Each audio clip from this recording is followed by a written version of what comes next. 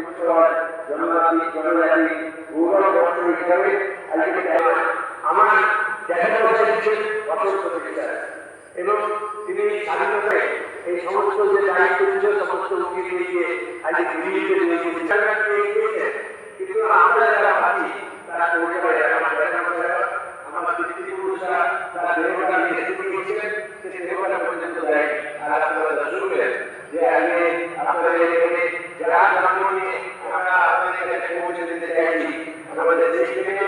তার তাকে কিন্তু গ্রেফতার করা হয়েছিল আমাদের উড়িষ্যার মধ্যে এবং তাকে গ্রেফতার করেছিল তিনি এই জায়গায় তাকে হত্যা করে